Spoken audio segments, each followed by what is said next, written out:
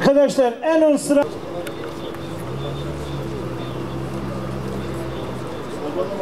elinde okunan hutbeyi bir kez daha okuyarak buradan yakından CHP'ye tebliğimizi bir kez daha yaparak konuşmama ondan sonra geçmek istiyorum. Söz ve davranışa, giyim kuşamdan alışveriş ve eğlenceye kadar hayatın her alanından belli ölçüler koymuştur. Cenab-ı Hak Kur'an-ı Kerim'de bunları haber vermiş. Yeniden dirilişi, hesabı, cennet ve cehennemi unutmadan bir ömür geçirmektir. Değerli Müslümanlar, takva kalbimize yerleşince en bereketli nikah, külfeti en az olandır. Değerli müminler, saçmalayan CHP'ye dur de. CHP haddini aşma, diyanete sataşma. CHP haddini aşma, dinime sataşma. Şaşırma, sabrımızı taşırma. CHP şaşırma, sabrımızı taşırma. Dur de, dur de, CHP'ye dur de. Kıymetli basın mensupları, değerli emniyet mensupları, kıymetli üyelerimiz, kıymetli Memur Sen Konfederasyonumuza bağlı kıymetli genel başkanlarım, bugün burada yine Cumhuriyet Halk Partisi'nin sözcüsünün kurumsal olarak yapmış olduğu bir açıklamada değerlerimize hakaret etmesi noktasında tepkimizi dile getirmek üzere, duygularımızı, düşüncelerimizi dile getirmek üzere bu basın açıklamasını yapmış bulunuyoruz. İnşallah hayırlara vesile olmasını dileyerek açıklamamıza başlıyoruz.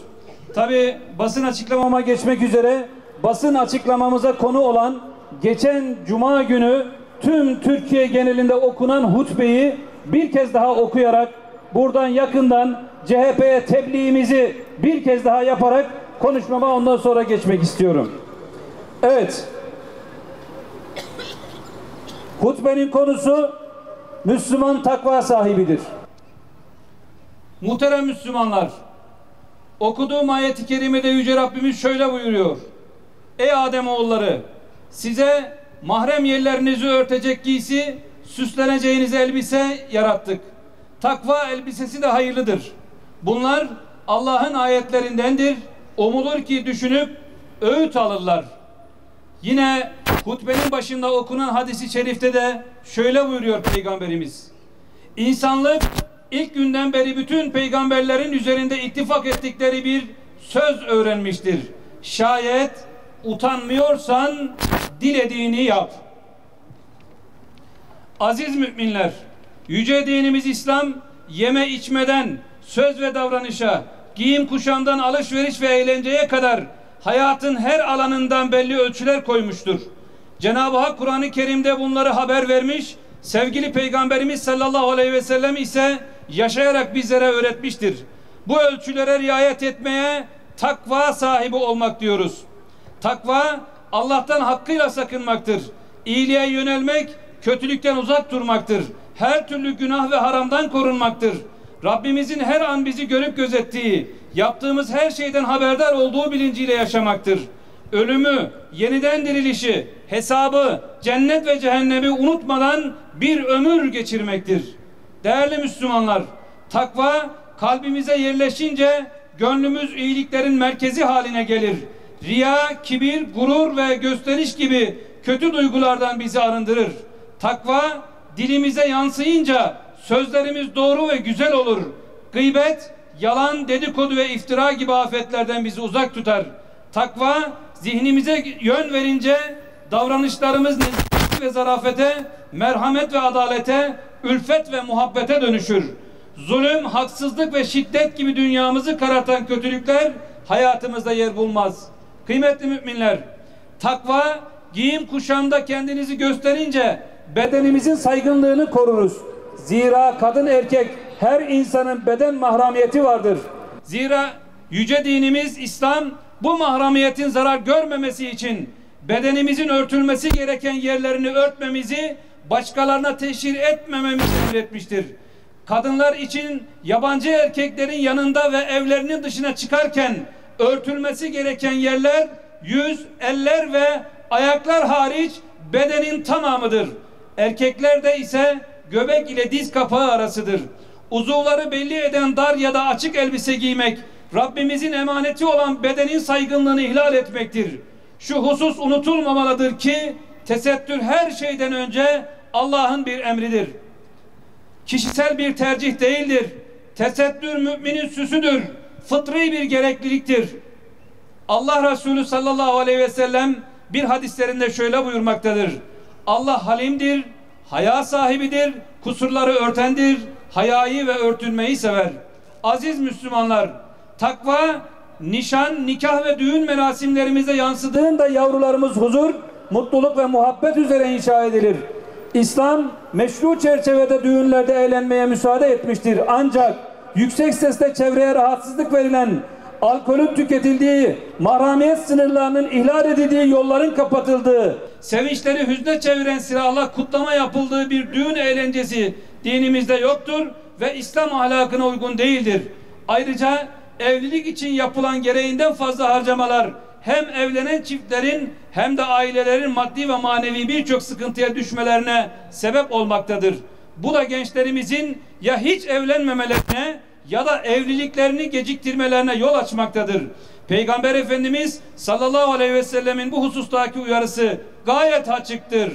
En bereketli nikah külfeti en az olandır. Değerli müminler, takva şuurunu hayatımızın her anına ve alanına hakim kılmanın gayretinde olalım. Saygınlığımızı zedeleyen, insan onuruyla bağdaşmayan her türlü yanlış söz, tutum ve davranıştan uzak duralım. Unutmayalım ki dünyamızı mamur, ahiretimizi cennet kılacak olan imanımız, salih amellerimiz, güzel ahlakımız ve sorumluluk bilincimizdir. Peygamber Efendimiz sallallahu aleyhi ve sellemin şu sözüyle de bitiriyoruz. Allah'ın duasıyla, Allah'ım senden hidayet, takva, iffet ve gönül zenginliği istiyorum. Evet, inşallah geçen hafta ülkemiz gündemini saran o kirli açıklamalara sebep olan hutbe bu. Bu hutbeden kimler rahatsız olur bilmiyoruz. Hutbe aslında Müslümanlara yazılmış, üzerine alınmayanlar niye bundan algınlık gösteriyor ona da şaşırıyoruz. Değerli basın mensupları, işte bugün burada 19 Temmuz 2024 tarihinde geçen hafta Diyanet İşleri Başkanlığımızın tüm camilerde okutulan Cuma hutbesine karşı CHP sözcüsü Deniz Yücel'in aşağılık açıklamalarına, algı operasyonlarına ve İslam'ı tahkir eden hadsiz açıklamalarına karşı sesimizi yükseltmek için toplandık. Yine geçtiğimiz Cuma günü tüm camilerde okutulan Sayın Diyanet İşleri Başkanımız Ali Erbaş Bey'in Düzce'de bir camide irad ettiği, kaynağı Kur'an-ı Kerim ve hadis-i şeriflerden oluşan tesettür emrini ve evlilik tavsiyelerini saçmalık ve hadsizlik olarak nitelendiren Deniz Yücel'e saçmalamayın ve haddinizi bilin demek için bir araya geldik. CHP sözcüsü Deniz Yücel, bir Diyanet İşleri Başkanı var ki akıllara zarar. Adam kendini resmen Şeyhülislam sanıyor.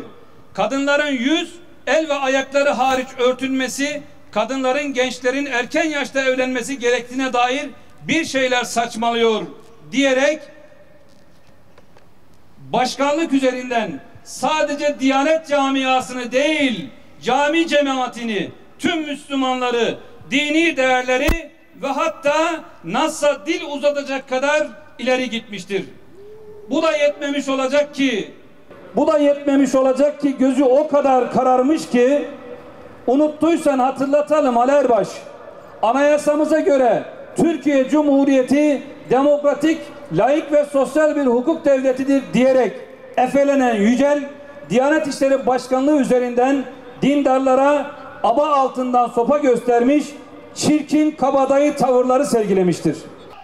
Sayın Yücel'in diliyle söyleyecek olursak, bu ülkede öyle bir parti var ki sözde Halk Partisi, özde halkın efendisi gibi görüyor kendisini. Bu partiye göre halkın en büyük hastalığı dindarlığı. Bunlara göre hastalığın ilacı aile diyene saldırmak, örtü diyene örümcek kafalı demek, din diyene yobaz, diyanet diyene gerici demek. Bu zihniyet aile, nikah akdi deyince çıldırıyor. Toplumsal değerler, mahremiyetin korunması denildikçe kırmızı boğa görmüş gibi taarruza geçiyorlar. Unuttuysanız hatırlatalım Sayın Yücel. Diyanet İşleri Başkanlığı'nın anayasal görevi toplumu din konusunda aydınlatmaktır. Ve bu görevi yerine getirmesi kanuni zorunluluktur. Evinizin salonunda korsan tebliğ yapılmış gibi ciyaklamaya, Diyanet İşleri Başkanı sanki şahsi hutbe irad etmiş gibi manipülasyonlar yaparak kurumun kanuni sorumluluğunu yerine getirmesine engel teşkil etmeye çalışıyor ve algı operasyonları ile kamuoyunu yanıltmaya çalışıyorsunuz. Deniz Yücel, kuruluş amacı toplumu din konusunda aydınlatmak olan bir teşkilatın başkanının yüce kitabımız Kur'an-ı Kerim'de yer alan ayetlerle Peygamber Efendimiz sallallahu aleyhi ve sellemin hadisleri ile dinimiz İslam'ın hakikatlerini halka anlatmasından daha doğal ne olabilir? Biz din, diyanet deyince geçirdiğiniz laik ataklara kronik CHP zihniyeti diyoruz. Ve görüyoruz ki maalesef yıllar bu kafadan bağnaz, yobaz, örümcek kafalılardan hiçbir şey eksiltmemiştir. Bu ülkede Kur'an öğrenilmesini, ahlaklı, dini ve milli değerlerine sahip çıkan bir nesil yetişmesine karşı çıkanlar, 28 Şubat'ın karanlık dehlizlerinde kalan zihniyeti her fırsatta yeniden hortlatanlar, başörtüsüne bir metrelik bez parçası diyen, camileri ahıra çeviren, evrensel mesaj olan ezanı Türkçe okutanlar, iktidara gelmesi halinde Diyaneti ihtiyaç fazlası diyerek imam hatipleri kapatacağını söyleyenler, yıllarca büyük uğraşlarla sendikamızın elde ettiği sınavsız lisans tamamlama hakkını Anayasa Mahkemesi'ne taşıyarak iptal ettiren, başörtülü hakimin adaletine güvenmiyorum diyen, 4-6 yaş Kur'an kurslarına orta çağ düşüncesi diyen, İmam Hatip mezunlarına katsayı zulmünü reva gören ve halkıyla dini değerlerle sürekli kavgalı olan CHP zihniyetini bu millet gayet iyi tanıyor. Seçim öncesinde camilerden çıkmayanlar, mescitlerde Kur'an kıraatı talimi yapanlar, dua ezberi yarışına girerek helalleşelim, barışalım diye kapı kapı gezenler, seçimler bitince nerede kalmıştık diyerek dinle, diyanetle olan kavgasına tam gaz devam ediyorlar. Kulaklarınız ağır işitse de idrakine deli gömleği giydirmeyen vicdanlar biliyor ki Diyanet İşleri Başkanlığımız ülkemize ve ümmet coğrafyasına hizmet eden, mazlumların, çaresizlerin imdadına yetişen, iman ve hakikat ölçülerini her alanda ve herkese hatırlatmaya çalışan güzide bir devlet kurumudur. Onun başkanı da kıymetlidir. Bu güzide kurumumuza ve onun başkanı üzerinden toplumumuzun dini inançlarını siyasi malzeme yapmanıza asla geçit vermeyeceğiz. Tüm çarpıtma ve itibarsızlaştırma çabalarınıza rağmen hamdolsun camilerimiz dolup taşıyor. Toplumumuz göz bebeği olan kurumumuza sitayişinden ve rağbetinden bir şeyi eksiltmiyor. Yüce bir davanın sahipleri olarak bu zihniyetin Diyanet İşleri Başkanı'nın üzerinden kurumumuzu hedef aldıklarının farkındayız. Aslında o hutbe tüm Türkiye'de bütün camilerde okunmuş bir hutbedir. Diyanet İşleri Başkanımızı burada hedefe koymaları aslında onun üzerinden hutbenin içeriğine, okunan ayetlere, hadislere, bu milletin değerlerine parmak sallamaktadır ve biz bunun bilincinde ve şuurundayız. Evet, Diyanetsel olarak Diyanet İşleri Başkanlığı'nı itibarsızlaştırmayı alışkanlık edenlere, bu çirkin saldırılarına asla müsaade etmeyeceğimizi tekrar haykırıyoruz.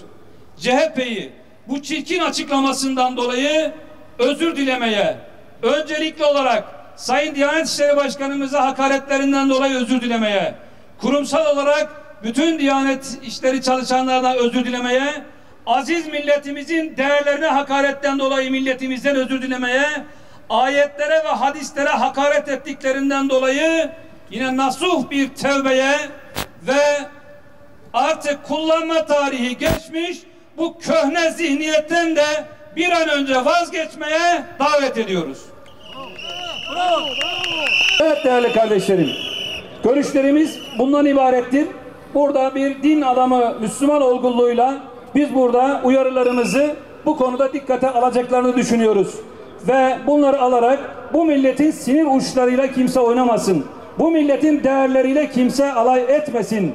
Bu anlamda kapı kapı helallik dolaşanlara buradan bir kez daha sesleniyorum.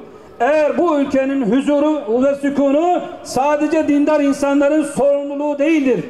Diğer insanlarda %99'u Müslüman olan bu ülkede milli ve dini değerlerimize karşı sorumlu, hassas olarak hareket etmeye davet ediyoruz. Bu anlamda tekrar uyarılarımızı yapıyoruz ve şimdi çelenkimizi koymak üzere yönetim kurulumuz ve genel başkanlarımızla birlikte inşallah kapıya yöneleceğiz. Diğer arkadaşlarımız yerlerinde sabit kalsınlar diyorum. Tekrar kıymetli basınımıza şükranlarımı sunuyorum. Boşalt, önü boşalt, önü boşalt. Önü boşaltın arkadaşlar.